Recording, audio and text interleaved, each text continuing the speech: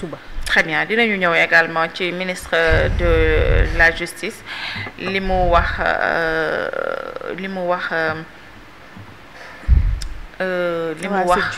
waa Sudjust ak Sudjust la mu leen tontu dinañ ci ñëw léegi mais dañuy njëkk a attaqué Thierno Malick Barthélémy Diaz mi nga xamante ni jamono ji jàpp na ni Cour suprême dina ko jox dëgg parce que moom li mu gis ak li mu jàpp mooy sauf crime wala faute lourde flagrant délit moo war a mën a tax président révoqué ko par décret mais du leneen lu ko war a mën a jëli ci mairie ba parce que moom li fal président moo ko fal muy askan bi donc jàpp na ni ñi nga xamante ni tamit ñoom ñoo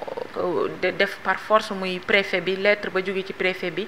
nee na ils seront punis entre autres mais liñ ci ëppal importance mooy sa mairie il dit qu'il ne l'a pas perdu Thierno Malick.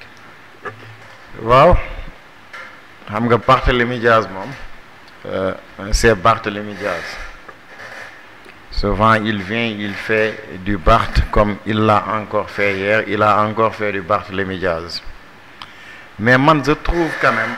je vois dernièrement un Barthélémy Diaz bu manqué bu répondant waaw parce que souvent quand tu viens à chaque fois que tu nous répètes pratiquement la même chose et li ngay répéter àndut ak benn acte dafay mel ne da ngay wax rek après bon bàyyi nit ñi ci doute bàyyi nit ñi ci panique après bon nga dem nekk ci leneen c'est-à-dire moom dafa toll ci phase boo xamante ne dafa war a imposer wane boppam et comment s'imposer wane boppam mooy dafa war a teg ay actes yoo xamante ne au moins quand même dinañ retrouver le Barth qu'on a connu mais ce Barthélémy Diaz là bi ma gis bon gisuma ne quand même mën na jaaxal ñi fi nekk et dégg naa ko nag ci biir ay waxam mu ne bon il n'a pas perdu la mairie de Dakar loolu je pense que ne seule la Cour suprême moo ñu ci mën a édifier parce que moom bu jàppee ne li préfet bi décision bu préfet bi jël du décision bu légale man damay bàyyi xaar Cour suprême comme avisé na leen te alerté na leen ci dossier boobu ñu ñëw ci mais lu wóor te wóor mooy là où nous parlons fii ñu toog nii di wax Barthélémy Diaz mënatuñ ko considérer comme le maire de Dakar donte quand même Dakar reste sans maire actuellement nii parce que am na ñu fa ne di jéem a doxal mais même ñoom it aussi ils ont vraiment du mal à avancer parce que une ville comme Dakar aussi warul toog du am maire boo xamante ne au moins nañ xam ne am na loom dina ko def tey mos naa ko fi wax te dama koy waxaat mooy li arrivé Barthélémy Diaz mooy dafa bokkoon ci ay combat yoo xamante ne ce régime en place daf ko doon xeex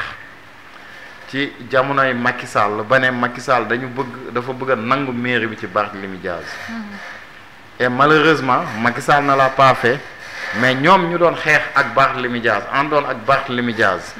di combattre Macky Sall ci jamono jooju Barth ànd ak ñoom aussi ci combat boobu ñoom ñoo ñëw xañ Barthélémy Diaz lu ñu waxoon ne Macky daf ko koy xañ mooy parfois li ñuy wax nit ku ne li ngay def wala di ko wax na nga ci sóor ëllëg parce que tey xëy na Barthélémy Diaz loolu mu doon def ànd ka ak ñoom tey moom moo ko jural lii parce que peut-être bu dee Macky Sall am na lu mu ci doon seet am na lu mu ci doon rus ñim ko sékkal tey xooluñu ci loolu rusuñu ci loolu donc ñoom dañoo jàpp ne politique la et tamit ñoom it soxla nañ mairie de Dakar parce que am nañ ko xam te ne nee nañ mooy borom Dakar xaw ma ba xam dina ko mateem du ko mate mais ñoom tey seen yéene ak seen sañ-sañ mooy kooku tey ñëw toog ci mairie de Dakar mais nekkatul Barthélémy Diaz léegi nag waaw moom nag am na ay possibilités yoo xamante nee na Cour suprême nañ azir donc ñun dañuy xaar rek Cour suprême bu aziré ñu xool loolu waaw mais un opposant quand même dafa war a am répondant quand même waaw mais Barth il doit faire beaucoup d'efforts pour au moins Thierno Malick lan nga tuddee répondant waaw non xam nga tey Sénégal dafa am ni mu baaxoo tey dafa am ay moment yoo xamante ne su xewee tey ci dëkk bi am ci dëkk bi wala ay sujet yoo xamante ne am na ci dëkk bi yow nga ne yow opposant nga te gisuñu la dégguñu la ça pose problème tey c'est bien beau que ne am nga ay possibilité da ngay tukki da ngay dem di dox di régler ay affaires ci suuf mais Sénégal moo weesu régler ay affaires ci suuf c'est-à-dire il faut nga ñëw nga fësal li ngay def nit ñi xam ne lii ngay def tey y a beaucoup de gens yoo xamante ne ils ont profité ci affaire Badara Gadiaga bi ah dañoo ñëw teewee ko def ci ay discours yoo xamante ne médias yëpp dañ ko relier même si que moom jamono jooj bu dee fekk ko fi aussi France la ko fekk mais am na ay événement yoo xamante ne un opposant bu bëgg a taxaw nekk ci kaw au devant de la scène tu ne dois pas rater cela et man je vois que ne Barthélémy Dias y a beaucoup d'événements yoo xamante ne yuy tegloo fii ci Sénégal Barthélémy Dias daf koy raté Barthélémy Dias heure bu defee sorti ce qui l'intéresse mooy wax ci régime bi kese su jeexee jeex na et dafa adopté tamit une nouvelle stratégie boo xam ne même s'il parle du régime du tudd turu kenn ñun du Barthélémy Dias boobu lañ xamoon ñun Barthélémy Dias est-ce que c'est pas bien aussi de changer de paradigme de changer non boobu stratégie la boo xam ne moom moo ko utiliser xaw ma nag li tax mu utiliser mais man jàpp ma ne ci lancé bii mu nekk man gisuma ne dina ko amal njëriñ bu lu bari gis naa nag annoncé na quand même ne une grande coalition ñu ngi koy ba bëgg a teg te dinañ ci ànd ak opposition bi ak société civile xam nga même le discours là ubbi une grande coalition opposition bi boole ka ak société civile bi même annonce boobu pour man munoon na sax yem rek ci coalition avec l'opposition parce que actuellement nii tout ce qu'on dit de la société civile tey bu société civile boobu muy wax ñëw àndee ak moom ànd ak opposition bi ngir combattre tey régime bu fi nekk dafay mel ne tey dañuy mujjee jox sa Ousmane Sonko dëgg et pourtant waruñu joxe cette impression là mais société civile tamit su Wade dañoo demee woon côté complètement ànd ak Y'en a marre su Macky Sall également gis nga ni ñu doon xeexee Macky Sall aussi te nëbbuwul woon il n'était pas avec le régime en place plutôt ak bëgg-bëggu askan bi foofu la société te bëgg-bëgg askan bi jamono yi seetlu nañ ni lu ci bëri dafa tagatémbe ci wàllum yoon ci wàllum arrestation yi wàllum jàppante gi ak yooyu peut-être que ñooy bokk combat avec les partis politiques yi nga xam ne ce sont des partis yoo xamante ni ay opposants la ñu peut-être. gis nga une société civile dafa war a def liggéeyu société civile une société civile qui se veut faire de la politique su boobaa dafay assumer les propos yu leen Ousmane Sonko di teg tey une société civile waxuñu la bul ànd ak opposition ci ay combats mais na reste des combats de principe maanaam combat de principe yi mooy lan ñu ngi arrêté diw te jàpp ngeen arrestation bi du yoon ñu ngi salfaañe droit d'expression jàpp ngeen ne lii du yoon mais da ngeen di jug ngeen ànd ngeen def bloc ngeen xeex ko mu jeex mais bu société civile bi bëggee bu rester foofu dafay poser problème et jàpp naa ne tey am nañ des gens yoo xam ne ils sont responsables par rapport ak souvent nu dëkk bi di doxee gis nga man au temps de Macky Sall quand ils ont créé société civile ànd ak opposition am ay affaires yoo xam ne créé nañ ko man dama ko kaas dama ko ñaxtu parce que daf ma metti woon parce que dama ne mais loolu est-ce que mënatu non dama ne waaw non du man maa koy bëgg wala man maa koy bañ mais man je reste dans les principes tey xam nga bu Ousmane Sonko demee ba taxé leen ay fumier ba am lu mu leen wax yoo xamante ne metti na leen c'est parce que parfois aussi da ngay gis ñoo xamante ne au lieu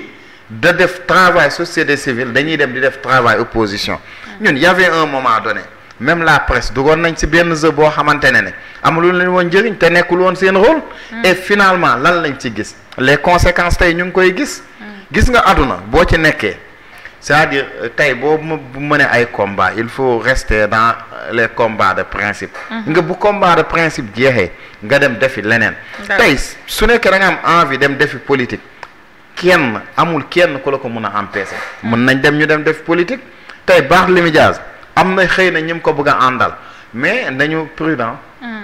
vraiment ñu rester dans les combats de principe ñu xam ne lii mooy combat de jàpp nañ ne article 80 wala article 254 dañ ko war a xeex Barthélémy Dias da koy xeex société civile di ko xeex mais combat boobu ñoom dañ ci war a ànd kii warul demee côté kii demee côté mais dañ ci war a ànd Barthélémy Dias jëlee nañ ko ci mairie Dakar ñoom ñu jàpp ne du normalul Barth di ko xeex di dem Cour suprême ñoom dañ ci war a ànd ak Barthélémy Dias c'est-à-dire loolu mooy. de la création de non cette non nouvelle c'est-à-dire loolu coalition que ci Barth. non c'est-à-dire tey quand tu crées une coalition pour combattre le régime c'est-à-dire nekkatul ay combat de principe nekkul combattre un régime combat de principe mooy régime mu ngi teg ay actes yoo xamante ne d'accord ma je viens clairement ma wan ne régime bi acte bi ak acte bi nga teg d'accord ma dama koy combattre mais pas combattre un régime c'est-à-dire loolu moo dul rôle société civile man loolu laa wax. Barthélémy Dias na rôle am la moom mu combattre régime bi parce que moom moo àndoon ak régime bi combattre ki fi ne woon donc moom rôle am la mu ànd ak régime bi mu combattre mu ànd ak ki ka neex mu jéem a combattre régime bi dina ko réussir am du ko réussir loolu moom suñu kanam la mais man damaa jàpp ne Barthélémy Dias ces derniers temps quand même man maa ngi koy suivre j'ai suivi ces interviews yu mu def France 24 def ko TV5 ak yooyu. il est moins rigoureux. vraiment gisuma man Barth bi ma xamoon quoi sérieusement. waaye yéen Barth bu nga xamoon nag changer de tactique parce que nag on et dit de que technique waaye nit ci dañuy wax ne il est trop belliqueux. waaw waxuma sax bopp ba belliqueux bi mais impulsif. Voilà. il est impulsif Il faut te changer. loolu nekkoon na loo xam ne daf ko yàqal lu bëri ci surtout ci élection yi. waaw non de toute façon c'est à lui de parce que élection choisir. yoo xamante ne yow da nga impulsif ba nga xam ne da nga wax loo xamante ne après dafa reculer loo sax ñi nga ni am si législative bi jàngatee na si lu bari. lu bëree bëri voilà c'est ça. stratégie politique. non c'est-à-dire gis nga tey c'est-à-dire ce que les gens ne comprennent pas mooy législative yi du Barthélémy Dias moo ñàkk c'est-à-dire gis nga souvent aussi il faut ñu mën a def analyse des faits mooy analyse des faits mooy Sénégal c'est-à-dire dafa tolloon ci jamono boo xamante ne gis nga même ñu gënoon kawe Barthélémy Dias tey suñu wàccoon ci jamono boobu duñu am dara face à Ousmane Sonko c'est-à-dire dañ ko dessiner xam nga tey élection 2024 ba ñuy dem nit ñi dañ naan la Pastef dafa gagné ak 54%. ñu jàpp ne les 54% c'est seulement les militants de Pastef déedéet c'est-à-dire gis nga cette élection là boo seetloo bu baax à part tey Amadou Ba ñeneen ñi presque amuñu dara xam nga lan moo tax amuñu dara parce que les Sénégal dañoo jàppoon affaire référendum la gis nga logique boobu nekkoon ci présidentielle moo nekkoon ci local yi nekk ci législative yi donc ku mënti woon ñëw ak position boo mënti dem munoo am dara face à Pastef ak Ousmane Sonko da ngay down régime bu nekk léegi nag gis nga loolu bu jàllee c'est-à-dire boo nekkee opposition bëgg a dëggal sa bopp da ngay taxaw nga analyser loolu man dama jàpp ne ñoom ba tey niñ woon analyser wuñ ko gis nga Pastef actuellement il perd du terrain mais pour nga ñëw taxaw il faut être intelligent. D'accord, très bien. Merci beaucoup Thierno Malick. Baba Ndiaye jàpp na ne dañ ko jaay doole jëli ko ci mairie wam préfet tegu ko fenn